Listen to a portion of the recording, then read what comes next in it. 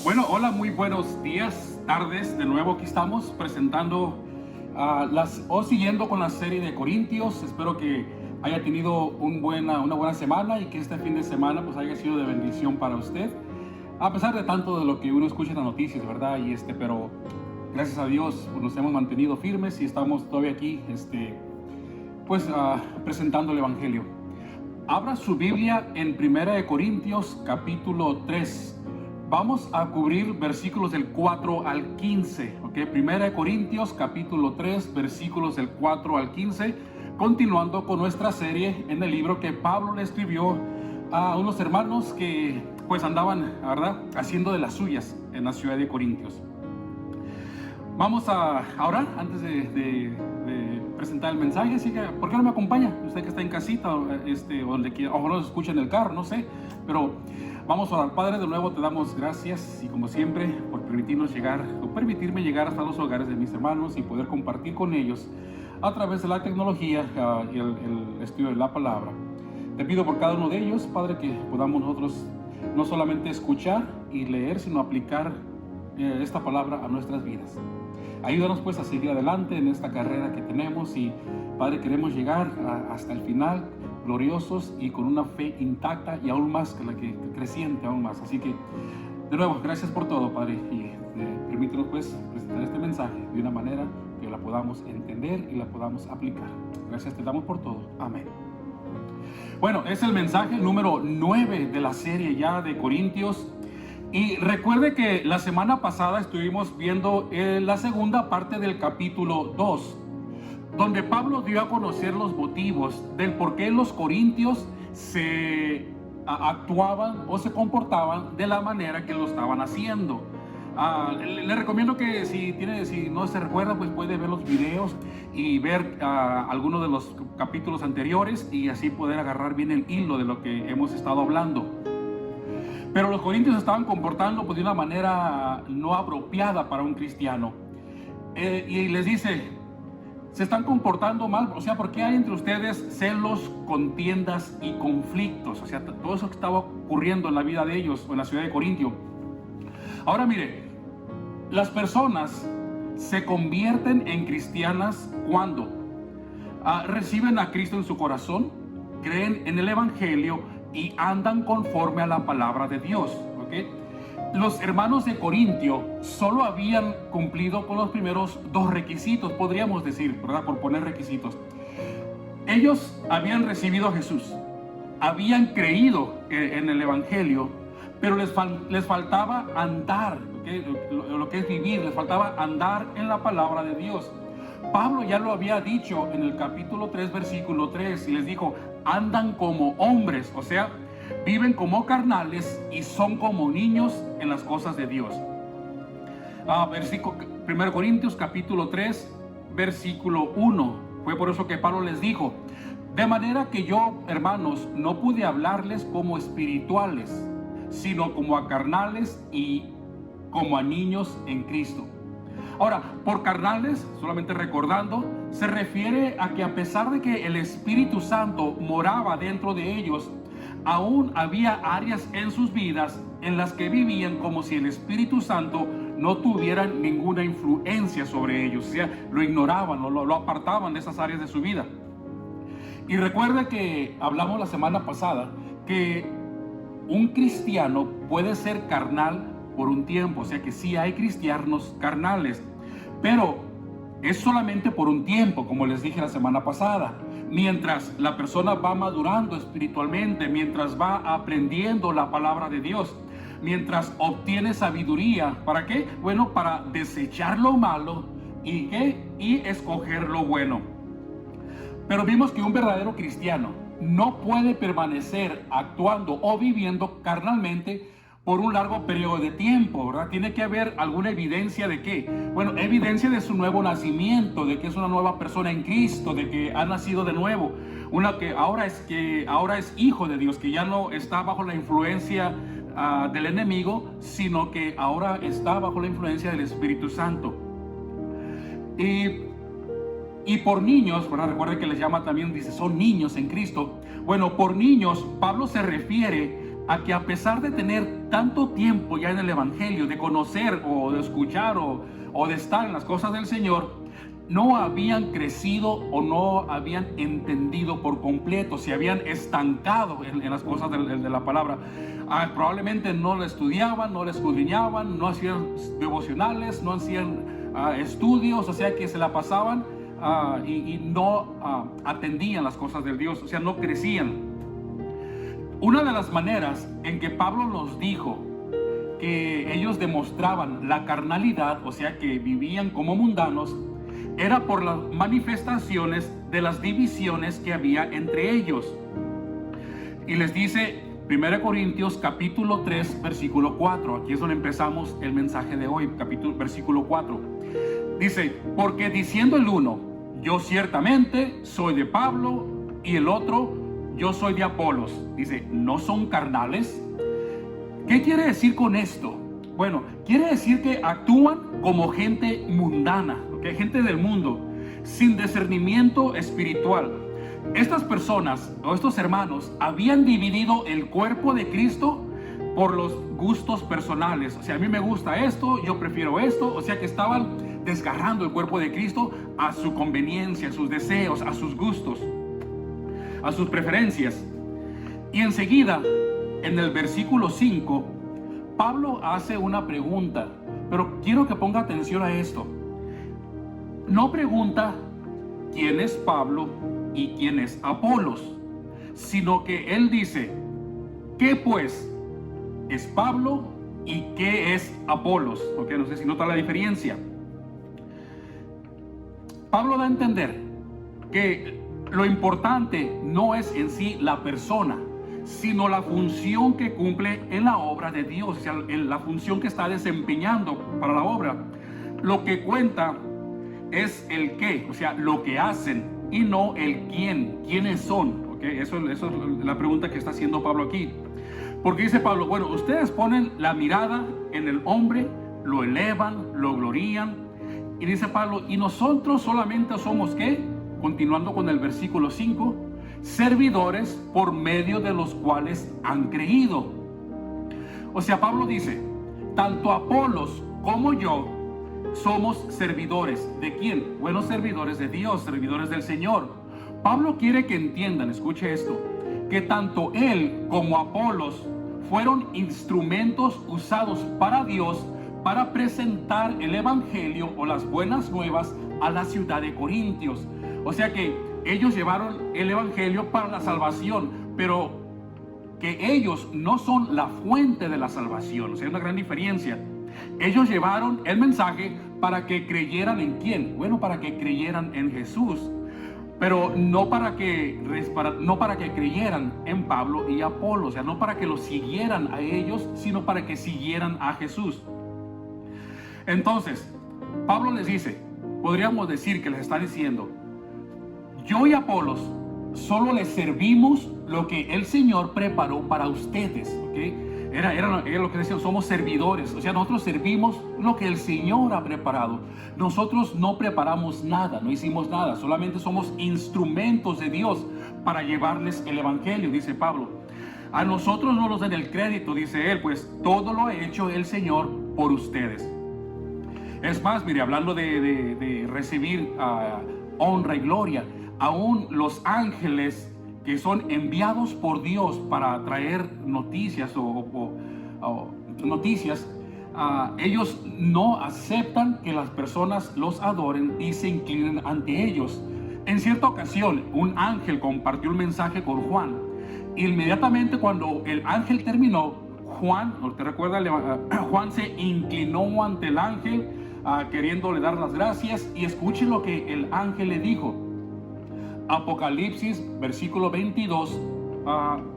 capítulo 22 versículo 9. Y el ángel le dijo, mira Juan, no lo hagas, porque yo soy consiervo tuyo. O sea, somos iguales, somos lo mismo en cierto sentido, ¿ok? Porque yo soy consiervo tuyo, de tus hermanos los profetas y de los que guardan la palabra de este libro. Dice, y termina diciendo, adora a Dios. O sea, no me adores a mí, adora al Señor, adora a Dios. Dios es quien merece la honra y la gloria, no el hombre y no el que enseña la palabra, no el que trae el mensaje, no. Uno solamente es servidor, uno solamente es el mensajero de Dios. Bueno, a continuación, aún en el versículo 5, escuche lo que Pablo dice. Lo voy a leer todo el versículo 5. ¿Qué pues es Pablo y qué es Apolos? Servidores por medio de los cuales han creído. Y a continuación dice, y eso según lo que a cada uno concedió el Señor. Bueno, aquí creo que se ha prestado para algunas malas interpretaciones o aplicación de este pasaje. Mire lo que dice, mire lo que está ocurriendo. Pablo dice, a pesar de que ambos son servidores de Dios y Dios los ve de la misma manera, o sea, Dios no los ve diferentes, a uno mayor y a uno menor. En este caso, Pablo y Apolos tenían diferentes funciones. Dios los veía de la misma manera, mas sin embargo ellos tenían diferentes funciones, diferentes roles. Versículo 6, Pablo dice, yo fui el que planté. O sea, dice Pablo, yo fui el que me encargué de echar la semilla.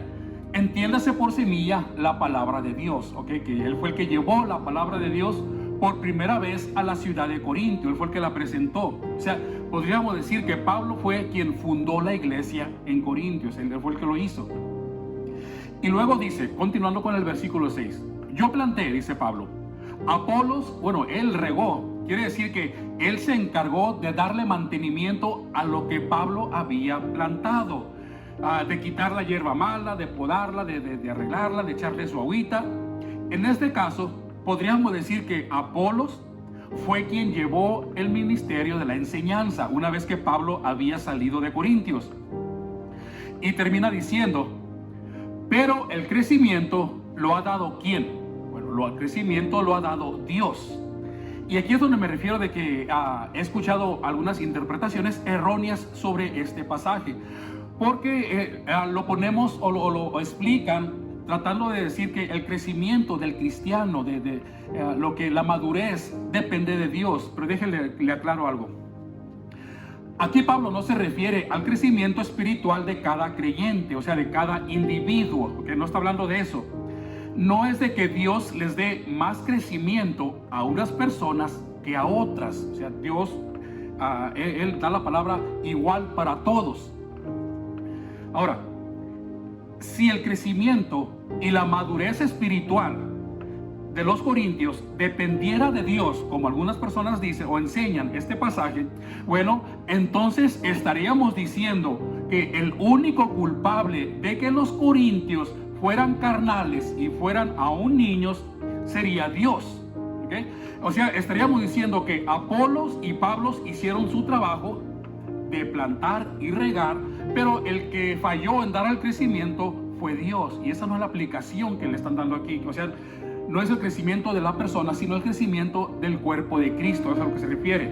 Entonces, ¿qué quiso decir Pablo con eso de que el crecimiento lo ha dado Dios? Bueno, Pablo se refiere, como le dije, al crecimiento de la iglesia, el cuerpo de Cristo.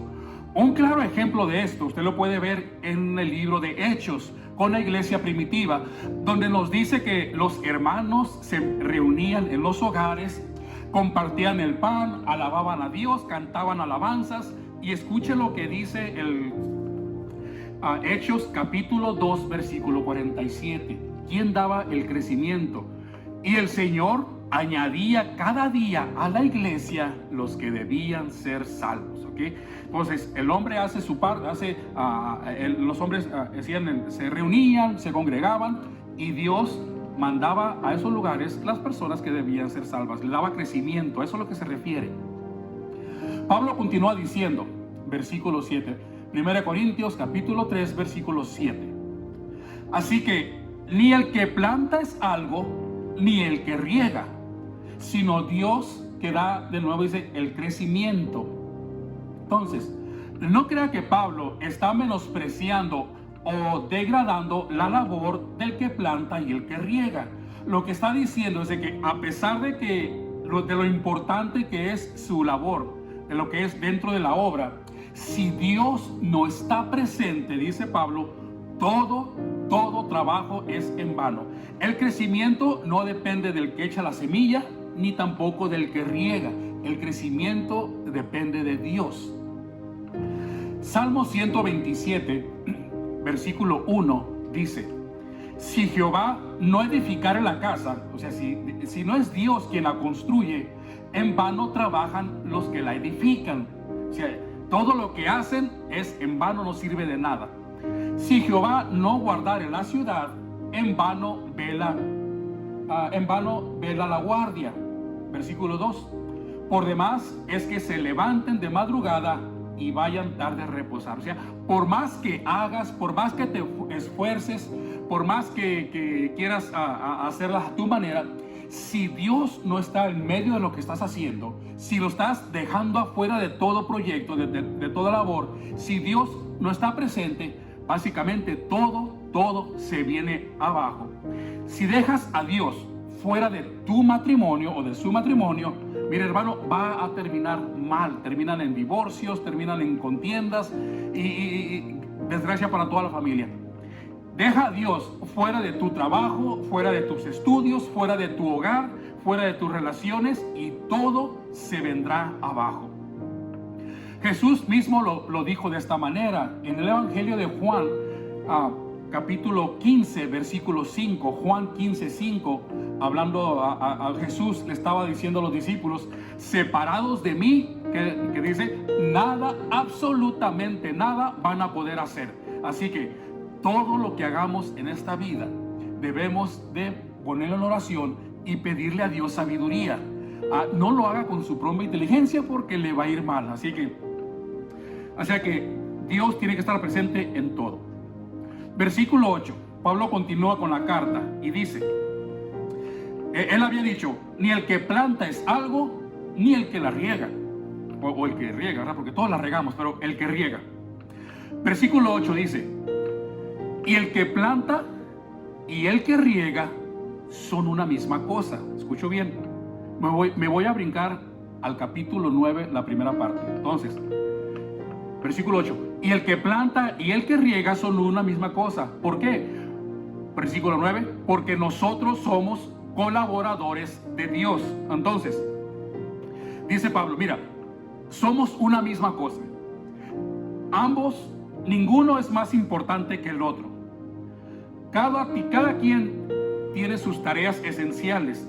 El que planta necesita que alguien después venga y la riegue, o la riegue. Pero el que riega también necesita que alguien plante primero la semilla. O sea que ambos se necesitan, ambos son importantes. Pablo lo dice de esta manera: somos una misma cosa. Entonces, Pablo está resaltando la unidad entre Apolos y él como colaboradores de Dios. Pablo, o sea, él dice: nosotros estamos unidos, dice Pablo. Somos compañeros en el trabajo, en la obra. Estamos trabajando para una causa común. Dice Pablo, entre nosotros no hay división. O sea, le está diciendo a los corintios: hermanos, entre Apolos, Cefas y los demás no hay divisiones. Los que nos han dividido, dice, son ustedes, por sus preferencias, por sus gustos. Ahora han formado los grupos y los han puesto como líderes de cada uno de ellos. Así que la división no era por cuestiones de Pablo y Apolo, sino por la gente que lo estaba dividiendo, comportándose de nuevo como niños y como carnales. Ahora escuche lo que dice a continuación en el mismo versículo 8. Dice: en la obra somos iguales. El que planta y el que riega son una misma cosa, idénticos. O sea, ante Dios somos iguales. Versículo 8, continuando a la última parte, dice: aunque, o sea, ahí viene algo diferente, ¿verdad?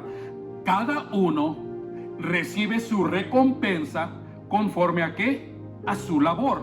Bueno, dice: estamos trabajando para la misma causa, servimos al mismo Señor, pero según hagas tu trabajo, será tu recompensa.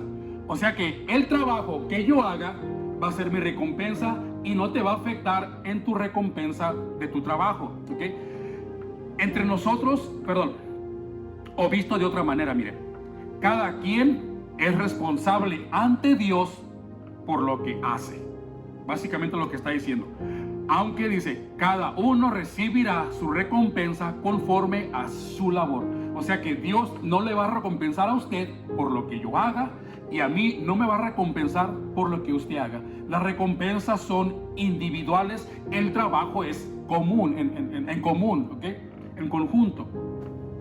Entonces, cuando Pablo dice que la recompensa será conforme a la labor de uno, no se refiere a que lo haga en perfección, que hagas un trabajo perfecto, que no haya errores, que todo salga al 100%. No, eso no es lo que Pablo está diciendo, sino más bien tiene que ver con qué, con la actitud con que lo estás haciendo y la condición de tu corazón, o la actitud de tu corazón al hacerlo. Seas el que siembra, el que riega, el que ayuda, el que limpia, el que lleva, el que trae, el que carga, el que hace lo que sea.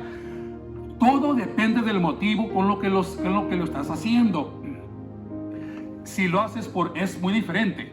Si lo haces por agradecimiento y para honrar a Dios, o lo estás haciendo para vanagloriarte y que la gente te alabe a ti. Es una gran diferencia. Entonces, Pablo lo explica a continuación el concepto de recibir conforme uno hace. Recuerde que en los versículos, voy a tomar poquita agua.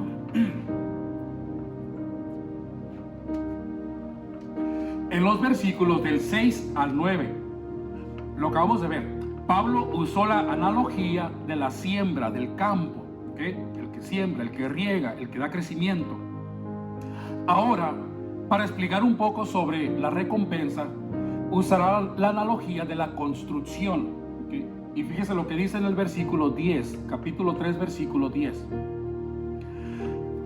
Conforme a la gracia de Dios que me ha sido dada, dice Pablo, yo como perito, o sea, como experto, como sabio, soy el arquitecto que puso el fundamento, ¿ok? ¿Cuándo puso el fundamento? Cuando presentó el Evangelio de Cristo por primera vez a los corintios. Continúa diciendo, versículo 10, y otro edifica encima, o sea, yo pongo el fundamento y otro viene y edifica encima, o sea, otro contribuye al crecimiento. Pero hay una condición. ¿Cuál? Pues continuando la última parte del versículo 10. Cada uno mire cómo sobreedifica. O sea, el que va a ayudar en la edificación no puede cambiar o quitar el fundamento que el arquitecto ha puesto. Imagínese que usted va a construir alguna casa y llega una persona experta en fundamentos, en cimientos, y él lo pone, pero cuando usted va a construir las paredes, quita el fundamento que esa persona ha puesto y usted se inventa el suyo propio. ¿Qué es lo que ocurre? Bueno, esa casa no va a estar firme, va a estar en cualquier temblor, cualquier cosa, esa casa se va a venir abajo. Versículo 11 dice, porque nadie puede poner otro fundamento que el que está puesto, el cual es ¿quién? Jesucristo. Entonces, claro, ¿verdad? No puede haber dos evangelios, no puede haber dos planes de salvación, uno por obras y otro por gracia. No puede haber dos caminos a Dios. O sea, Jesús dijo, yo soy el camino, la verdad y la vida. Pero Pablo, escúcheme bien, Pablo no está diciendo que Apolos y Cefas, ellos habían puesto un fundamento diferente. Eso no es la cuestión, sino que ellos habían edificado sobre el fundamento que Pablo había dejado. O sea, ellos trabajaron en colaboración uno con otro. De nuevo, todos ellos habían trabajado para el mismo fin y eran servidores de Dios. Escuchen lo que Pablo les dice a los Gálatas hablando sobre este tema. Gálatas capítulo 1 versículo 6 y dice, estoy maravillado de que tan pronto se hayan alejado del que los llamó por la gracia de Cristo, para seguir ¿qué? Un evangelio diferente. O sea, empezaron a seguir otro fundamento. Y dice, no que haya otro no es que haya otro, sino que hay algunos que los perturban y quieren pervertir el evangelio de Cristo. O sea, modificar el evangelio, el fundamento. Versículo 8. Mas si aún nosotros, dice Pablo, o algún ángel del cielo les anuncia otro evangelio diferente al que le hemos anunciado, sea que anatema, sea maldito. Hermano, y esta amonestación es también para nosotros el día de hoy. Nuestro fundamento en la fe debe ser Cristo. Cristo es nuestra piedra angular, o sea, la piedra principal. Si usted quita esa piedra, que básicamente estás quitando a Cristo de tu vida y todo se viene abajo. Pablo, fíjese cómo lo explica a Jesús en el Evangelio de Lucas capítulo 4, versículo 7. Y dice, todo aquel que viene a mí, viene y oye mis palabras. O sea, ahí van los tres requisitos: viene, oye y hace. ¿Okay? Les indicaré a quién es semejante. El que hace las tres cosas es semejante al hombre que al edificar su casa cavó y ahondó y puso el fundamento sobre la roca, o sea, sobre Cristo. Y cuando vino la inundación, el río dio con ímpetu contra aquella casa, pero no la pudo mover porque estaba fundada sobre la roca. Esto es para el que viene a Cristo, para el que escucha la palabra y el que anda en ella, el que la hace. Versículo 49. Mas el que oyó y no hizo, ¿verdad? Fíjense lo que pasa. Semejante es al hombre que edificó su casa sobre tierra sin fundamento, contra la cual el río dio con ímpetu. Quiero que vean algo. El río golpeó la casa de la misma manera, con ímpetu, con gran fuerza, cuando tenía el fundamento en la roca y cuando tenía el fundamento en la arena, sin la roca. Y luego cayó, es la gran diferencia, y fue grande la ruina de aquella casa. Así que ahí se lo dejo de tarea. Usted sabe, si está fundando su vida sin Cristo, cualquier situación que venga a usted, cualquier problema, lo va a derribar y lo va a noquear. Necesitamos tener a Cristo en nuestra vida para poder soportar todas las habilidades, todos los problemas que lleguen a nosotros. Versículo 12, continuando con la carta, 1 Corintios 3, 12. Dice, y si sobre este fundamento, o sea, sobre el Evangelio de Cristo, dice Pablo, alguno edificare oro, plata, piedras preciosas, madera, heno, hojarasca, la obra de cada uno, de nuevo pone el individualismo, hablando de las recompensas, ¿ok? O el resultado final.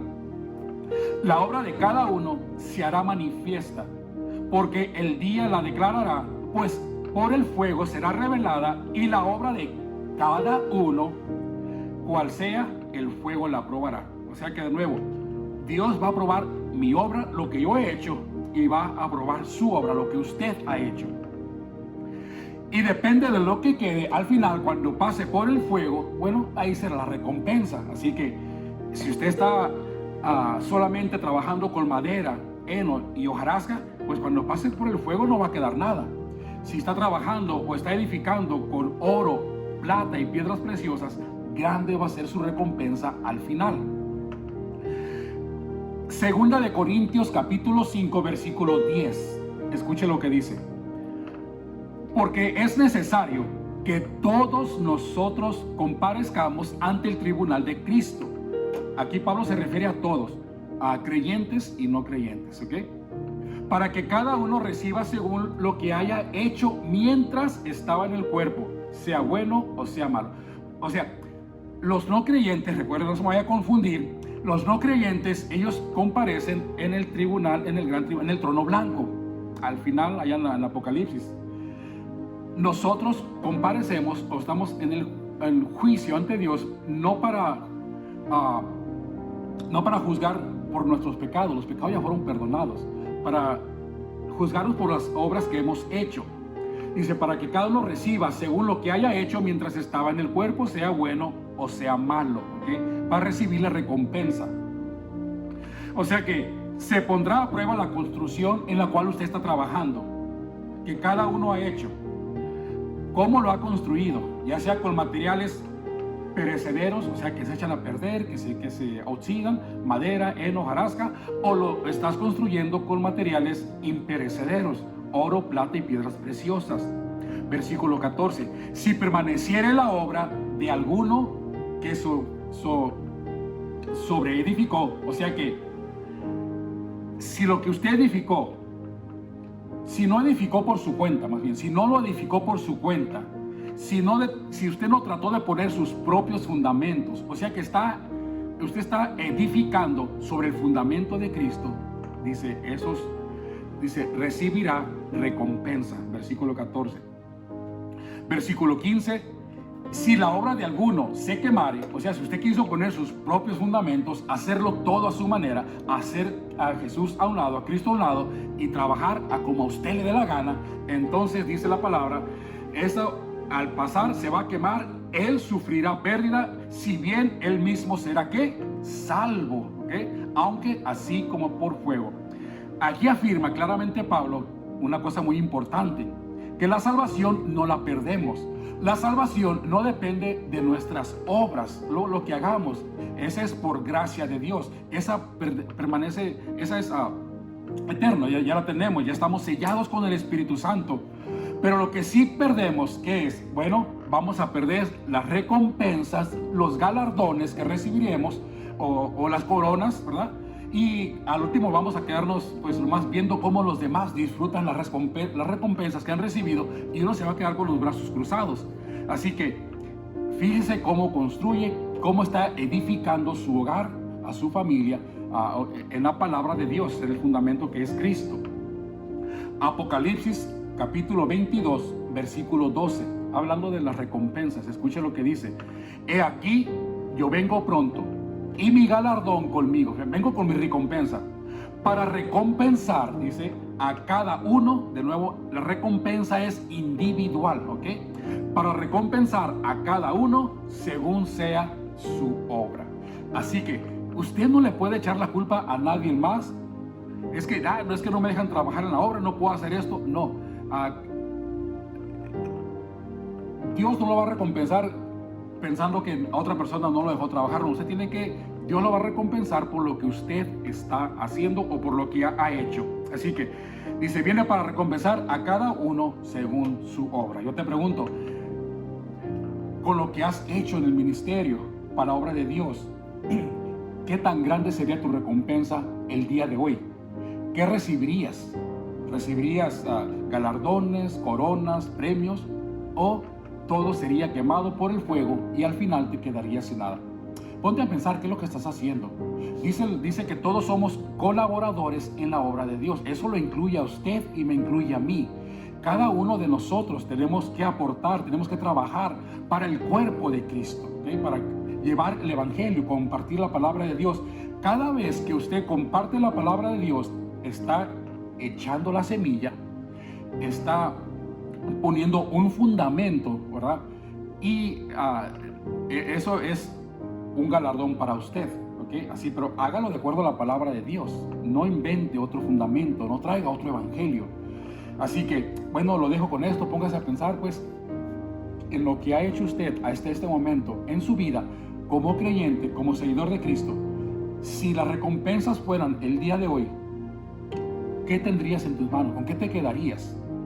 Así que espero que cada uno de nosotros nos quedáramos con las manos llenas de recompensas y galardones para llevarlos a la presencia de Dios. Y dice que le vamos a arrojar las coronas a Él. Así que, bueno, lo dejo con esto. La siguiente semana continuamos con la serie, con el mensaje número 10. 1 Corintios capítulo 3, del versículo 16 en adelante. Así que usted lo puede leer y brínquese también al capítulo 4. ¿Ok? Bueno, hermano, que Dios me los bendiga. espero pronto, bueno, volver a reunirnos, pero por lo pronto pues es una manera, y cualquier cosa que podamos hacer, pues nos mantenemos en oración. Sé que en los mensajes han puesto peticiones de oración, entre las hermanas, mi esposa me hace saber las necesidades, así que pues mantengámonos en oración unos por otros. Que Dios nos los bendiga grandemente.